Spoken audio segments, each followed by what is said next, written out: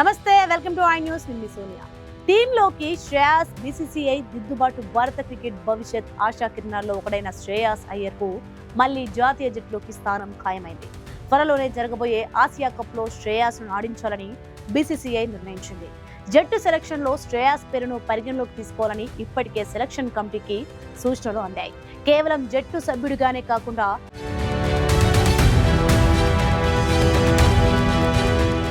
ఏకంగా శ్రేయాస్ ను vice captain చేయవచ్చని సమాచారం అందుతోంది. ఇంగ్లాండ్ వెళ్లిన భారత జట్టులో శ్రేయాస్ అయ్యర్ లేని లోటు స్పష్టంగా కనిపించింది.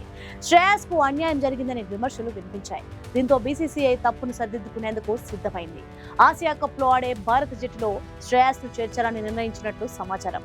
గడిచిన 2 ఐపీఎల్ సీజన్లలో శ్రేయాస్ అయ్యర్ అదరగొట్టాడు. 2024లో కోల్కతాకు టైటిల్ అందించాడు. 2025లో పంజాబ్ ను ఫైనల్ కు చేర్చాడు. అందుకే అతని నాయకత్వ లక్షణాలను చూసి వైస్ కెప్టెన్ పదవి కూడా ఇవ్వొచ్చని సమాచారం.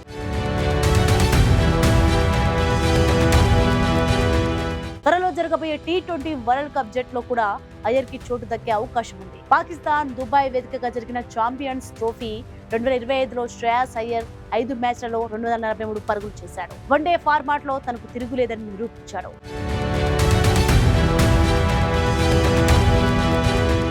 వన్డేలో అయ్యర్ స్థిరత్వం, మ్యాచ్ గెలిపించే సామర్థ్యం సెలెక్టర్లను ఆకట్టుకుంది. శ్రేయాస్ అయ్యర్ తన చివరి T20 ఇంటర్నేషనల్ మ్యాచ్ 2023లో ఆడాడు. ఆ తర్వాత నుంచి టీమిండియా T20 జట్టులో శ్రేయాస్ అయ్యర్ కి చోటు దక్కలేదు. వచ్చే ఏడాది T20 వరల్డ్ కప్ ఉండటంతో టీమిండియా ఇప్పుడు తన జట్టును పూర్తి స్థాయిలో సెలెక్ట్ చేసుకుంది. ఫార్మ్ తో పాటు ఫిట్నెస్ పరంగానూ శ్రేయాస్ అయ్యర్ పర్ఫెక్ట్ గా ఉండడంతో సెలెక్టర్లు అతనిపై నమ్మకం పెట్టుకునే అవకాశం ఉంది.